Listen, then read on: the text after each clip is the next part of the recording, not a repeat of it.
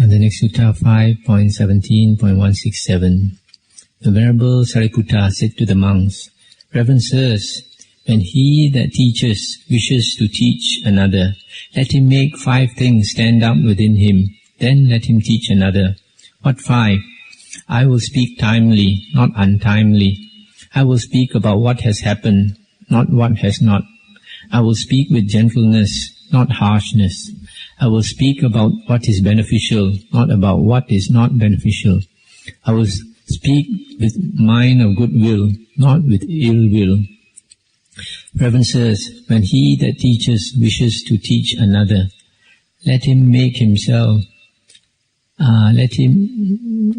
these 5 things stand up in himself, then let him teach another.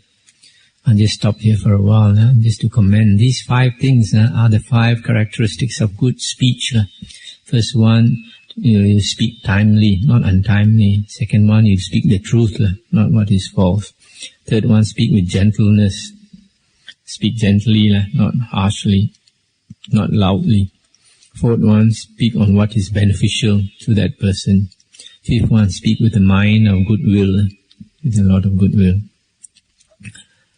Then, to continue the sutta, the Venerable Sariputta said, Maybe, sirs, I see some monk being taught untimely, moved, not timely, taught about what has not happened, moved not about what has happened, taught in a harsh way, moved not with gentleness, taught about what is not beneficial, not about the beneficial, taught with ill will, moved not by goodwill. In him not taught according to Dhamma, on 5 scores, no remorse ought to be set up. Let him think, this venerable sir has taught untimely, not timely. There's no need for remorse in me. He has taught about what has not happened, not what has taught harshly, not with gentleness, has taught on what is not beneficial, not on what is beneficial. He has taught with ill will, not with good will. There's no need for remorse in me. Reverend sirs, in him that taught according to Dhamma, in him not taught according to Dhamma, on these 5 scores no remorse ought to be set up. Reverend sirs, in him that taught not according to Dhamma, on 5 scores ought remorse to be set up. Let him think, untimely is the good man taught by me. There's need for remorse in me. He is taught by me about what has not happened, not what has, is harshly taught by me, not gently, is taught by me on what is not beneficial, not what is beneficial, is taught by me with ill will, not with good will. There is need for remorse in me. Reverend sirs, in him that taught not according to Dhamma, on these 5 scores ought remorse to be set up. Why? So that no monk should think one ought to be taught about what has not happened, not beneficial, etc. There ought to be support, sirs, in 2 things for a person taught, namely in truth and in the immovable. If others teach me, whether timely or not, about what has happened or not, gently or harshly, about the beneficial or not, with goodwill or with ill will, I should find support in 2 things, in truth and in the immovable. And so the Venerable Sariputta said, I should find support in 2 things, in truth and in the immovable. If I know it is in me, this Dhamma, thinking it is, I should declare it, saying, wholly found in me is this Dhamma. But if I know it is not in me, this Dhamma, thinking it is not, I should declare that, saying, wholly not found in me is this Dhamma. I stop here for a while. Just now, Venerable Sariputta said, now we should find support in 2 things, in truth and in the immovable. Immovable, I suppose, is like a state of equanimity.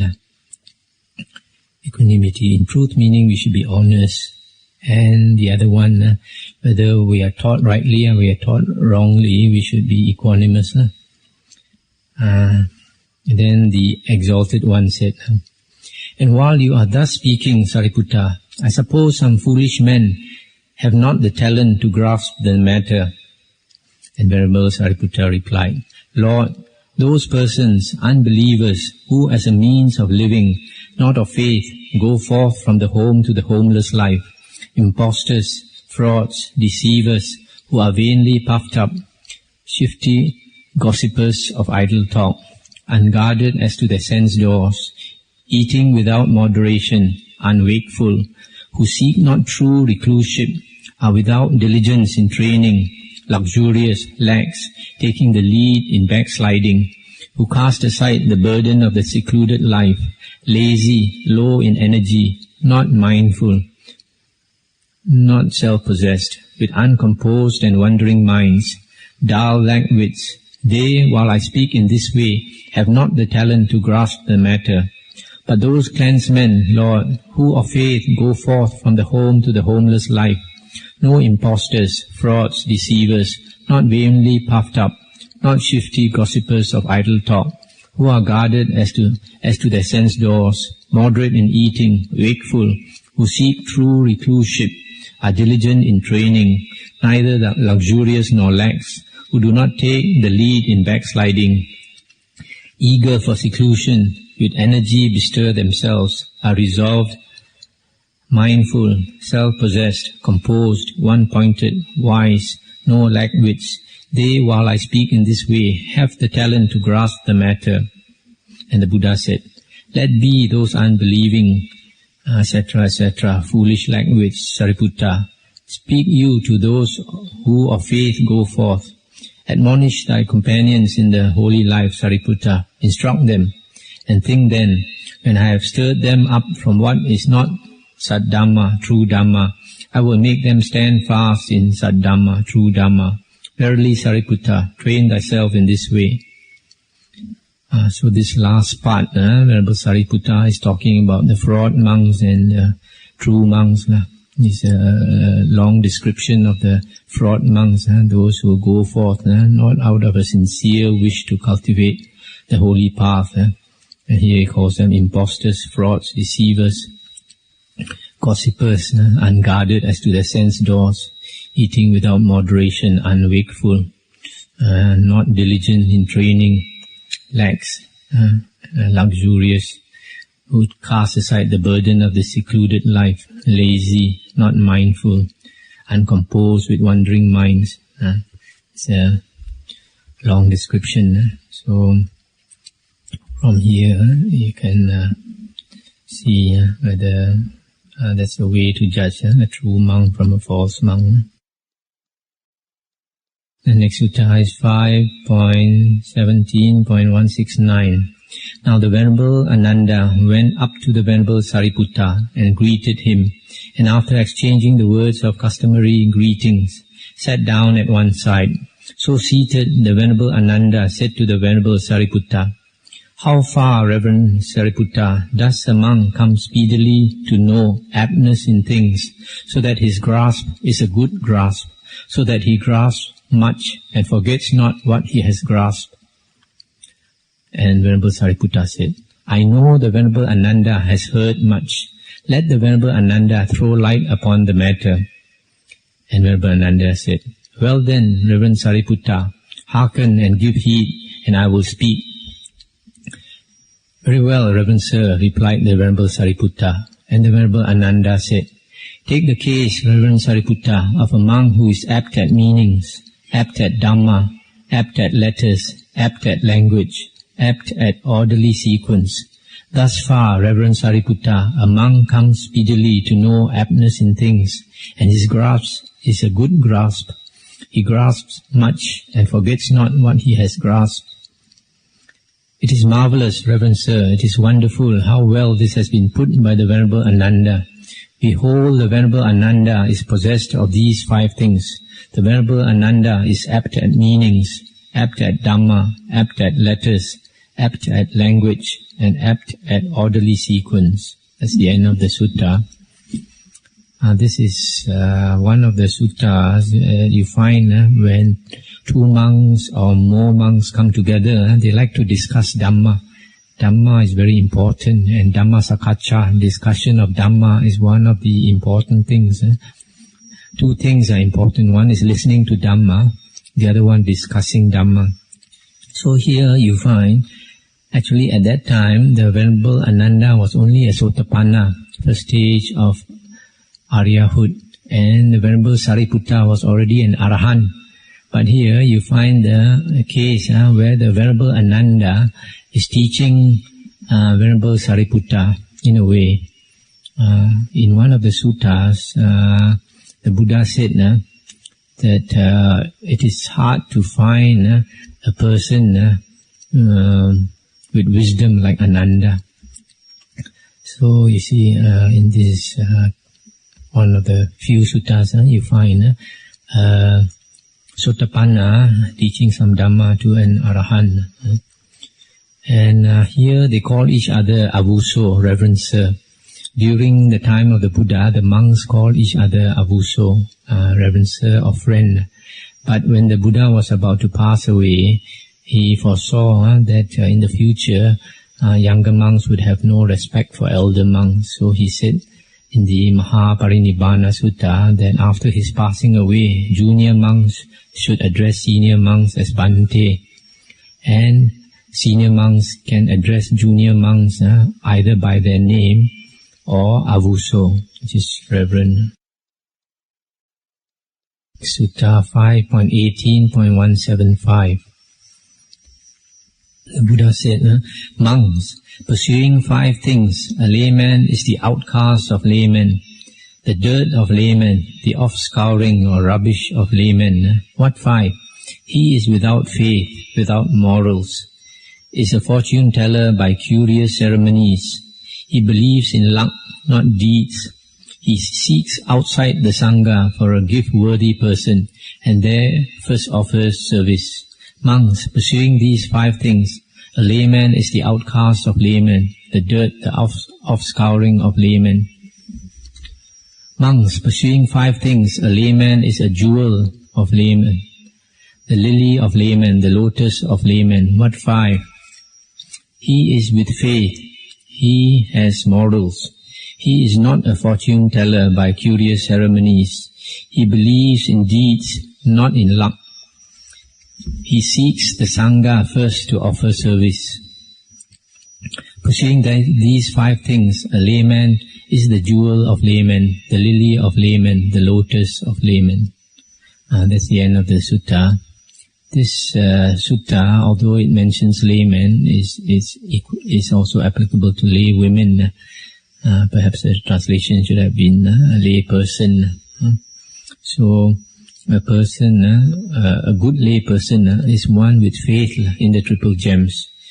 Secondly, he has precepts, he has sila, he has precepts.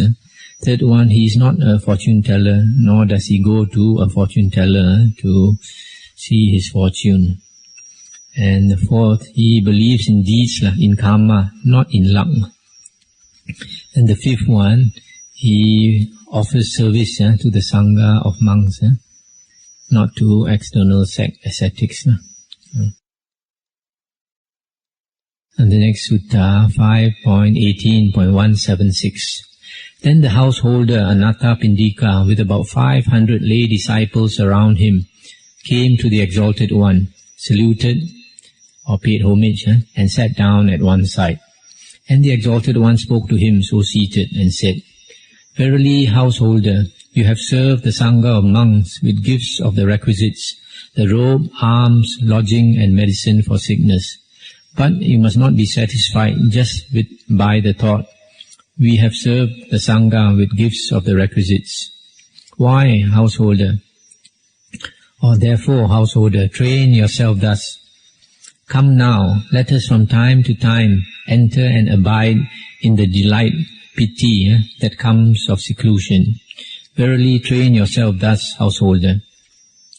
And when he had thus spoken, the Venerable Sariputta said to the Exalted One, It is marvelous, Lord, it is wonderful how well the Exalted One has spoken. Lord, when the Aryan disciple enters and abides in the delight that comes of seclusion, for him 5 things become not. For him at that time the pain and grief that follow lust become not. The pleasure and gratification that follow lust become not. The pain and grief that follow evil become not. The pleasure and gratification that follow evil become not. For him, at that time, the pain and grief that follow doing good become not. Lord, when the Aryan disciple enters and abides in the delight, piti, that comes of seclusion, for him these 5 things become not. Sadhu, sadhu, Sariputta, it is even as you say. When Sariputta, the Aryan disciple, enters and abides in the delight that comes of seclusion, for him at that time these 5 things become not. That's the end of the sutta. Here the Buddha is giving very good advice to the Anathapindika. Anathapindika is his greatest layman supporter who built the large Jetavana monastery at Savatthi for the Buddha. When you go to India, you can find that monastery, the ruins are still there. It's supposed to be about 25 acres. And this Anathapindika was a very rich man, but it seems he spent all his fortune supporting the monks. He's reported to give food to 2,000 monks every day. And here the Buddha is telling him this is not enough to do dana. You should from time to time meditate and then attain that piti, the delight of seclusion. And the reason for this is because there are 2 kinds of merit. Doing charity or offerings is worldly merit, and although it supports the spiritual life by itself, it doesn't get us out of suffering, doesn't get us out of the wheel of existence, wheel of rebirth. And to get out of the wheel of rebirth, we need spiritual merit. And spiritual merit is because all the things in the Aryan Eightfold Path, but the most important would be meditation. In meditation, we train our mind, we develop our mind to see things more clearly, and that helps us not only this life, also it helps us in the next life. If we develop our mind, then we go to a place where the mind of those beings are more developed. That's why there is an episode in the Mahayana tradition about the Indian monk Bodhidharma, one of the earliest monks who went to China. He was supposed to have been invited by the emperor to the palace, and the emperor told the Venerable Bodhidharma that he had done a lot of charity. He had built a lot of monasteries and nunneries and did a lot of charity. And he said to the Venerable Bodhidharma that he should have obtained a lot of merit. And the Venerable Bodhidharma said, "You have obtained no merit, sir," something like that. And the king was very annoyed and refused to speak to Venerable Bodhidharma after that. So Bodhidharma left the palace. And later he learned from his advisor that the Bodhidharma was a very holy person, and whatever Bodhidharma said must be true. And then he tried to get the advisor to call Bodhidharma to come back to the palace, but the advisor said once he decided to go, nobody can call him back. So what the Bodhidharma meant, he was because the king asked whether he had this kongta. Kongta refers more to spiritual merit, and Bodhidharma said by doing all that charity he had zero kongta, zero spiritual merit. What he meant was that the emperor had a lot of futa. Futa is worldly merit, not spiritual merit. Now the next sutta is 5.18.177. The Buddha said, "Monks, these 5 traits ought not to be plied by a lay disciple." What 5?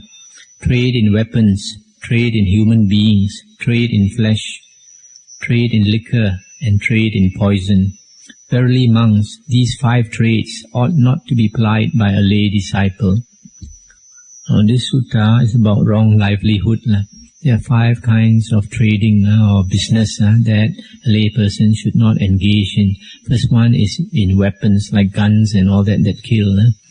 The second is trading in human beings. Nowadays it's more rare. This refers to slavery, selling people off into slavery. The third one, trade in flesh, refers to breeding animals for sale, to be slaughtered, like breeding chickens and breeding ducks, etc. The fourth one, trade in liquor, because it's not liquor is something that's not good for people. And the fifth one, trade in poison, refers to trade in like insecticides and all kinds of poison that are used to kill animals and other creatures. So these 5 trades should not be carried out by lay persons. The next sutta, 5.18.179. Now the householder Anathapindika, surrounded by about 500 lay disciples, visited the Exalted One, and after saluting sat down at one side. Then the Exalted One addressed the Venerable Sariputta and said, Sariputta, any white-frocked lay person you know, who acts controlled in the 5 steps of the training and obtains at will, easily and without difficulty, the 4 very purposive or mental abodes of ease, here amid things seen, may, should he desire, declare just the state of self by the self, saying, destroyed is hell for me, destroyed is animal rebirth, destroyed is the realm of ghosts, destroyed for me is the wayward way, the ill way, the abyss. I am he who has won to the stream, not subject to any falling away, sure and bound for enlightenment. He acts controlled in what 5 steps of training? Herein, Sariputta, the Aryan disciple abstains from taking life, from taking what is not given, from fleshly lusts, from lying, and from drinking liquor that cause indolence. He acts controlled in these 5 steps of the training. What are the 4 abodes of ease, very purposive, he obtains at will, here amid things seen? Herein, Sariputta, the Aryan disciple has unwavering faith in the Buddha. Of a truth, he is the Exalted One, Arahant, Sammasambuddha, replete with practice and knowledge, well gone one, world knower, unsurpassed tamer of tameable men, teacher of devas and men, Buddha, Bhagava. This is the first very purposive abode of ease, one, here amid things seen, by purifying impure thought, by cleansing unclean thought. Again, Sariputta, the Aryan disciple has unwavering faith in Dhamma. Well declared by the Exalted One is Dhamma, one to be seen here and now, timeless, bidding one come and see, to be understood by wise men, each for himself. This is the second abode of ease. He has unwavering faith in the Sangha.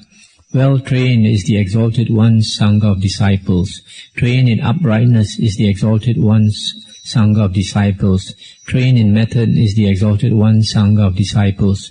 Trained in the right way is the Exalted One's Sangha of disciples. The 4 pairs of men, the 8 persons, this is the Exalted One's Sangha of disciples.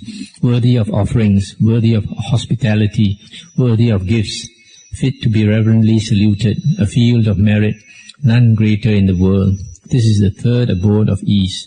Moreover, Sariputta, the Aryan disciple is possessed of virtues, beloved by Aryans, whole, unbroken, untarnished, without blemish, bringing freedom, praised by wise men, incorrupt, conducive to concentration. This is the 4th very purposive abode of ease, one here amid things seen, by purifying impure thought, by cleansing unclean thought. These are the 4 abodes of ease. Sariputta, any white-frocked lay person you know who acts controlled in these 5 steps of the training and obtains at will, easily and without difficulty, these 4 very purposive abodes of ease, here amid things seen, may, should he desire, declare just the state of self by the self and say, destroyed is hell for me, destroyed is animal rebirth, destroyed is the realm of ghosts, destroyed for me is the wayward way, the ill way, the abyss. I am he who has won to the stream, not subject to any falling away, sure and bound for enlightenment. That's the end of the sutta. Here the Buddha is saying, if a lay person knows that the 5 precepts he keeps purely, the 5 precepts, and then he has confidence that he has unwavering faith in the Buddha, the Dhamma and the Sangha, and also his precepts are pure, then he can confidently say that he has attained the Sotapanna, the first stage of Aryahood, and he will never be reborn into the 3 woeful planes again, the realm of animals, ghosts, and the hell realm. And he is bound for enlightenment. That means at the most 7 more lifetimes as a human being before he attains Arahanthood. So, you see, the 5 precepts, it's not difficult to see whether we keep it purely or not. But to have unwavering faith in the Buddha, Dhamma and Sangha, how do you have unwavering faith in the Buddha, Dhamma and Sangha? To have unwavering faith means have right view. That means you have the basic understanding. And how do you get right view? It is mentioned in the Majjhima Nikaya, I think it's perhaps Sutta 43, where it is mentioned that there are 2 conditions for obtaining right view. Only 2 conditions. One is listening to Dhamma, that means listening to the discourses of the Buddha. The second one is to have proper attention, yoniso manasikara, or thorough consideration when you are listening to the discourses of the Buddha. Only with these 2 conditions you can obtain right view.